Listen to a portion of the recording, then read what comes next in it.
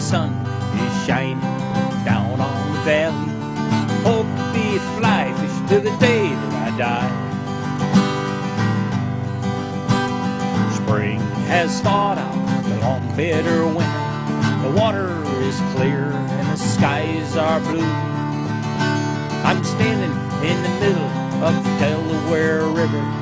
Might even catch and release one or two. Life is good when I'm wading the river. Gets even better when I cast a fly. If I catch a trout, it don't really matter. It's fun just to be here and give it a try. Stoneflies and caddis in the riffles are plenty. Mayflies a courting on fragrant breeze. The cedar wax wings come down from the heavens, wait for their dinner up in the pine trees. Trout is rising in the far eddy. I make a false cast, then take my aim. If he takes the fly, I'd feel so much better, and if he doesn't, I'll feel no shame. The water is cold and my waders leak. It's raining now on my favorite stream. I'll bear it all, just fish with a feather, so when I sleep I will have a sweet dream. Life is good when I'm wading a river. Gets even better when I cast a fly. Trout, it don't really matter. It's fun just to be here and give it a try. Ripples and waves, pools and eddies. Trout are rising for the dry fly. And the sun is shining down on the valley. Hope to be a fly fishing till the day that I die. Spring has thawed out the long bitter winter. The water is clear and the skies are blue. I'm standing in the middle of the Beaver Kill River. Might even catch and release one or two. Ripples and waves, pools and eddies. Trout are rising for the dry fly.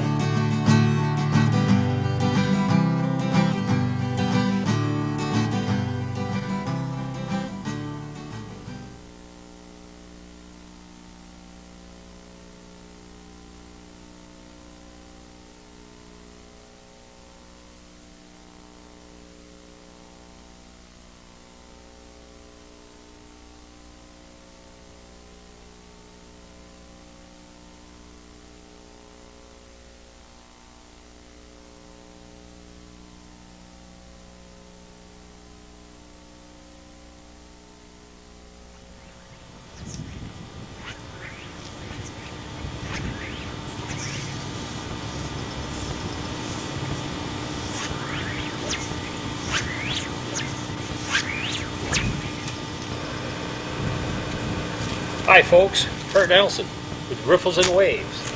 Today we're going to cover casting. Now we've covered a lot of different things over the last couple of months.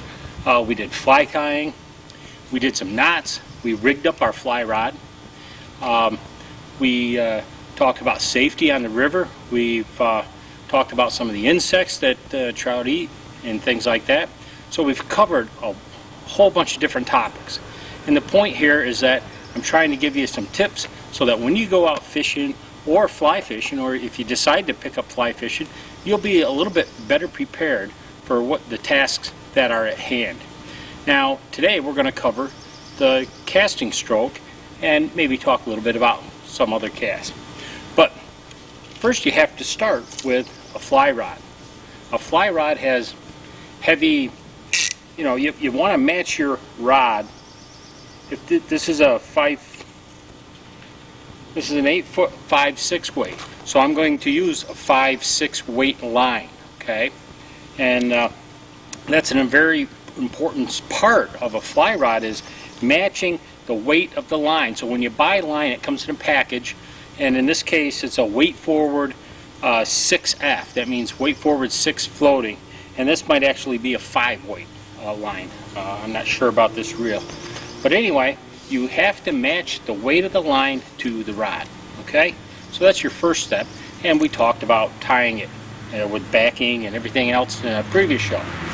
So once you match your line, okay, now you also got to remember that when you're practicing in your backyard, as I'm doing here, you would put a frisbee out there or a coffee can and try to land your fly in it.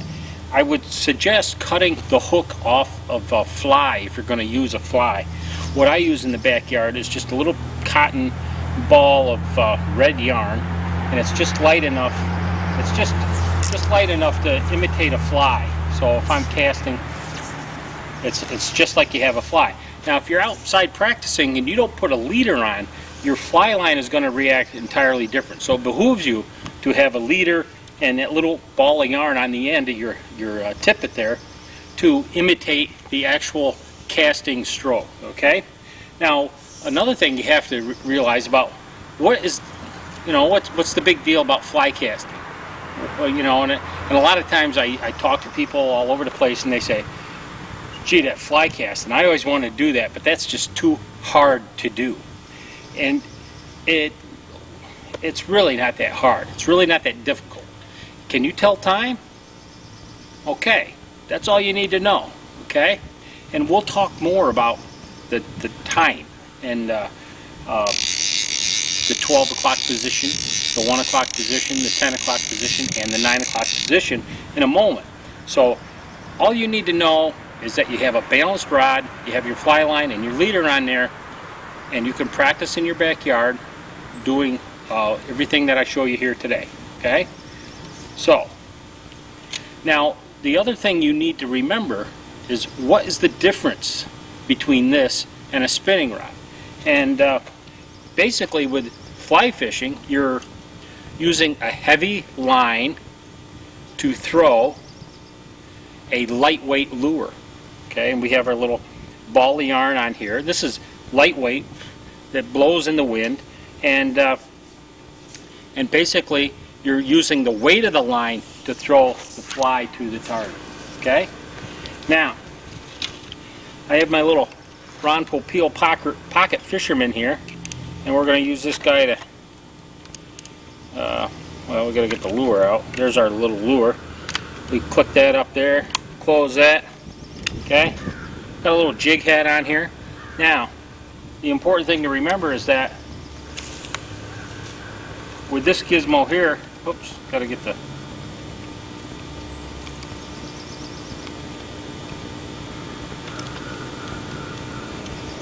how's this supposed to work?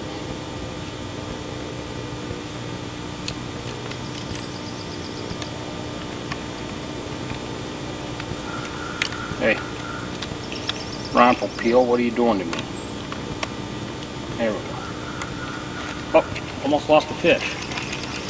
Anyway, with this gizmo here, you actually, it's like a regular fishing pole, but it's easy to demonstrate here. What we're using here is a heavy lure to, I just broke it. Oh well, Ron, that's too bad. But what we're using here, I just broke my Ron Popeil pocket fisherman.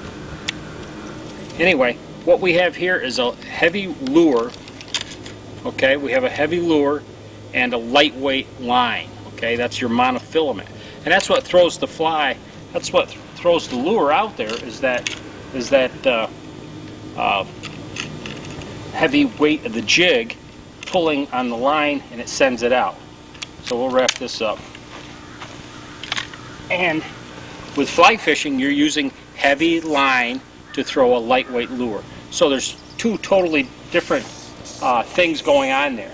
And that's why the casting stroke for fly casting is different than spin rod fishing or bait casting, whatever. You use a heavy lure to throw the line out, okay?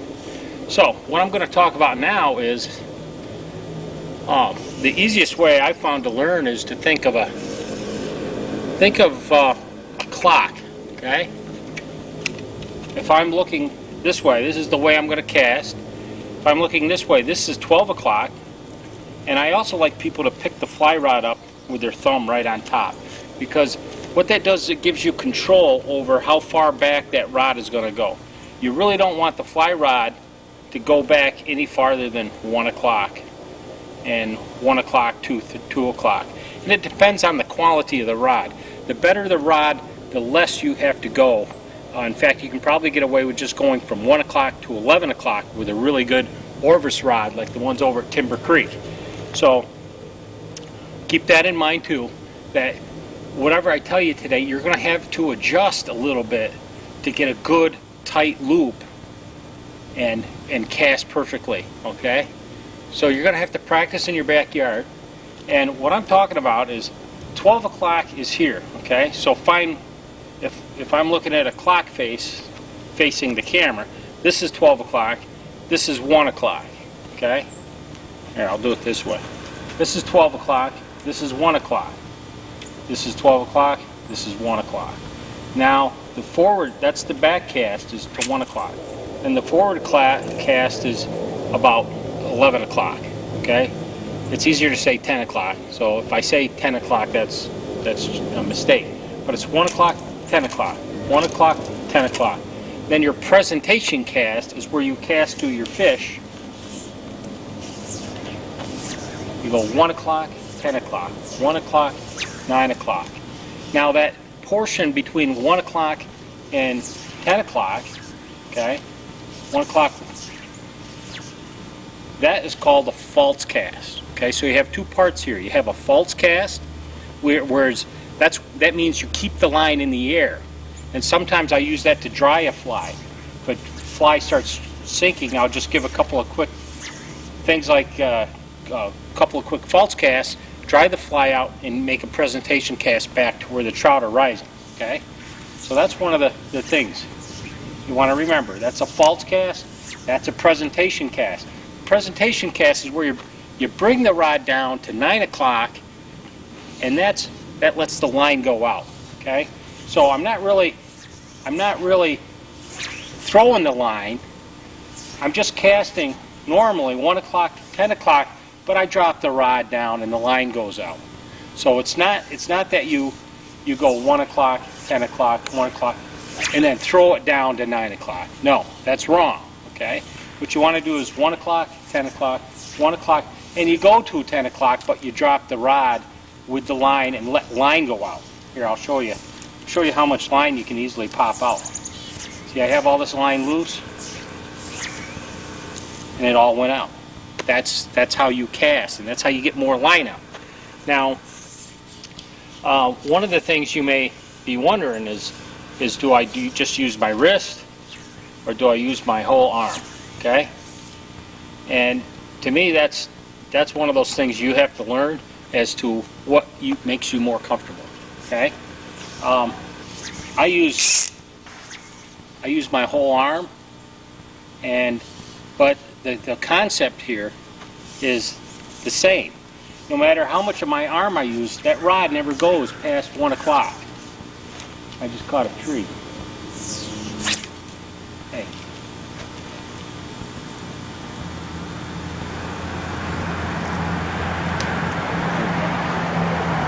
Don't do that at home. Don't do that with your dad's fly rod. Yeah, I got a branch. There we go. Caught one.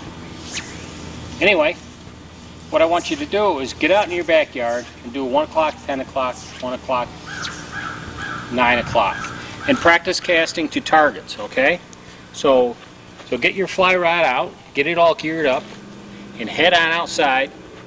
And it's better to practice in a yard where you have a lot of space for your back cast and no trees, like I have right there. So, like, go to a ball field or something where nobody's playing ball, and don't use a hook. Use a little ball of yarn on the end of your leader, and cast that around. See how it works. And the basic principle is is what happens is when you have line out and you come back, it loads the rod up. The rod does all the work. Then you stop at 1 o'clock and it snaps. That line goes out behind you, okay? Then when the line is all the way out to the back, you go forward. This loads the rod up. The rod bends. You stop at 11 o'clock and it accesses all that power, okay? So that's what you're really doing. You're not using strength. It's not how strong you are. That's why women tend to be very good fly fishers, because they have the finesse that it takes to make a nice cast. I'm not using a lot of power there. Okay, I'm just a nice little cast. And most fish can be caught within 2 rod lengths, okay? It's very rare that you have to make extremely long casts across the whole river and so forth. And another cast I want you to practice is a sine wave cast. And what that is when you cast, you move the rod back and forth sideways, okay? Let me get away from this tree a little bit. So what I'm going to do is when I cast out there, I'm going to move the rod back and forth and make little sine waves in that. And that's important to know how to do, because when you're on a stream and you have different currents and eddies and things, if you just cast straight across, your fly is going to start dragging across the current. The only time you want a fly to drag really is if you're using perhaps a streamer, and that you kind of want upstream drag, and you don't want a dry fly for a mayfly to drag across the surface. Caddis flies, on the other hand, you want to cast across and let it go down, and then when it gets to the bottom you can jerk it a little bit, and sometimes you'll catch fish. So don't think the rule applies to everything, but the rule is to make drag-free flow. So that's why you need to know the sine wave. So once you learn your 1 o'clock, 10 o'clock, 1 o'clock, 10 o'clock, you have nice tight loops in the air, I want you to see how goofy you can make that line fall. Okay, 1 o'clock, 10 o'clock, 1 o'clock, 9 o'clock. You shake the rod back and forth and make sine waves in the stream. That will give you a longer float on the stream. And so get out there and practice, okay? It'll really help you on the stream, and your fishing will be much more enjoyable, because when you go to the stream you want to concentrate on fishing, not casting and doing all these other things. You want to be able to cast naturally, right on the money as you're fishing, okay? So you don't want to have it to be a major thought process. So get out there and cast, folks, and practice in your backyard. It really makes a difference.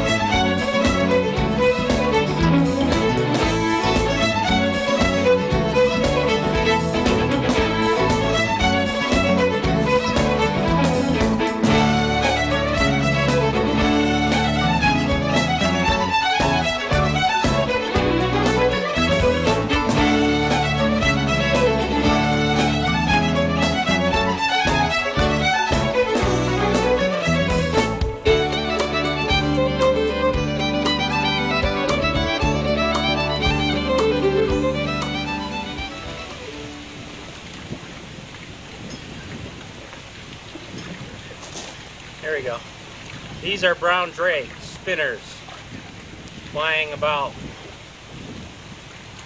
They're like You should turn around because their back is covered with it. they're like all over. They're all female bugs on you too. Wow, look at that. You're just They are. They're all over. You're just a real hunk. Yeah.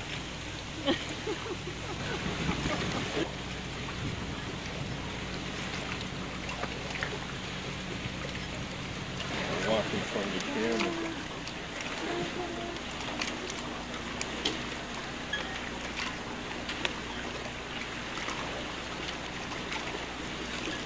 My reverse right.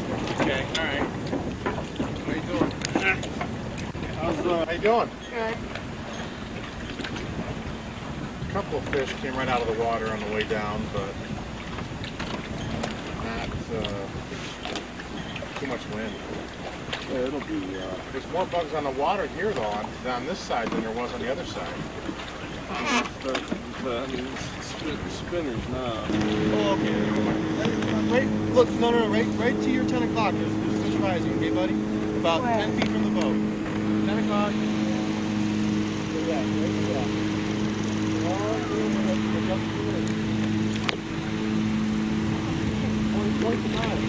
Oh, right here in front of the boat. Right in front of the boat. Just flick it right in the front of the boat. There you go. No, you gotta adjust. That'll work. That'll work. Let it go. We'll tell you what. Don't worry, the hook comes out.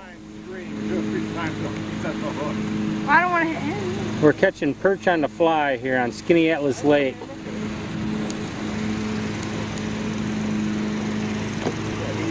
They're rising everywhere. Oh, look at it. Ow. You stumble and step on that slide pad.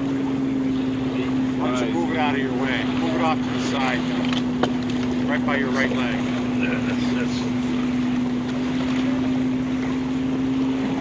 Hey, you'll crush all those flies. You'll have to retie every one of them for me and send them to me.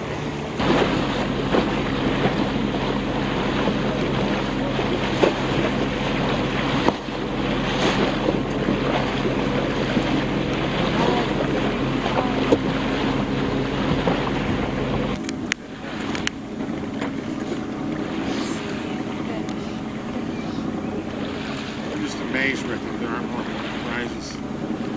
I think they're all close to it. All the fish are at that That's place. incredible. They're all where? There's one right At over that here. one place here. Fish? Yeah, it was a nice fish. Oh, yeah.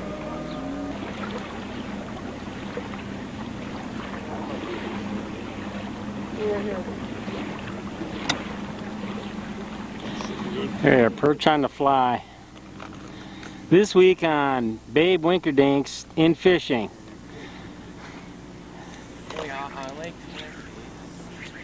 Bob Mead's running our guide service today, and Rick Narrow's hosting our lodge accommodations. Yuta's our guide.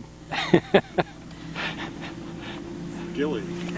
I'm the perfectionist.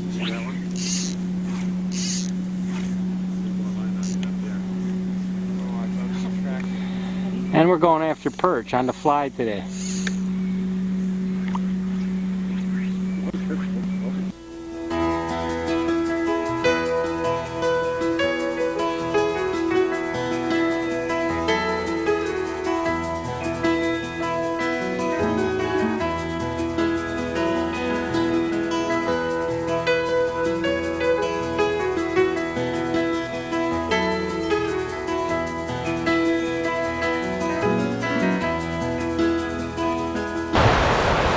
Hey folks, how you doing? Kurt Nelson here with Ripples and Waves. I'm fishing at one of my favorite early season spots right here at Smithfield Flats, just below the Hansman's Mills old dam here. You see the name on the building still up there. But we got a bunch of kids up here fishing. It's real nice. I just caught 4 nice browns down below the bridge. One was on a red quill, one was on a caddis, and 2 were on a Hendrickson. So I did real well here tonight, and I fished for a couple hours, an hour and a half. But anyway, I'm going to show you some shots of my buddies over here fishing. Alrighty, so we'll see you soon. How many fish did you catch? 0. 0? I got almost caught water. I got missed one. I missed 2.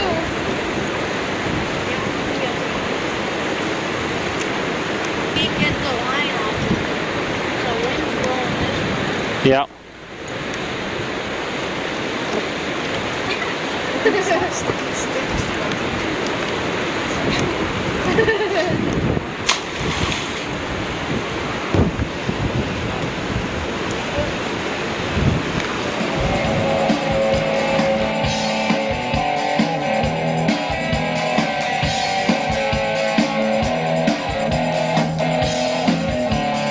Tell you about my hobby, it's fishing with a fly.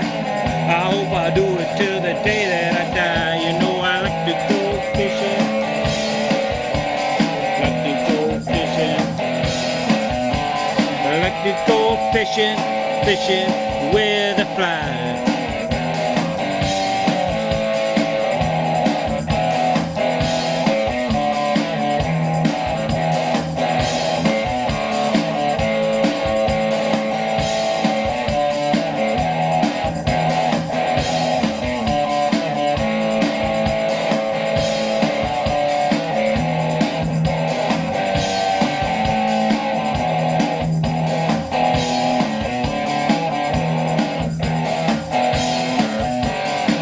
All winter long, I sit up in my room, tying fishing flies while whistling a tune. I like to go fishing.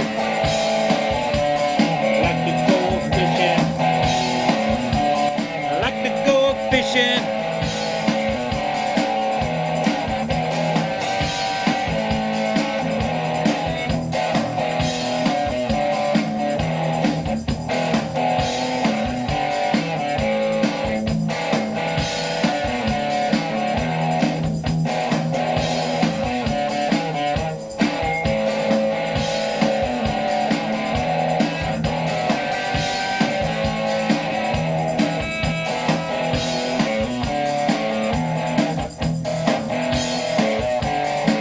In the springtime, I go to the stream, fish all day long, 'cause at night I like to dream. I dream about fishing. I dream about fishing. Dream about fishing, fishing with a fly.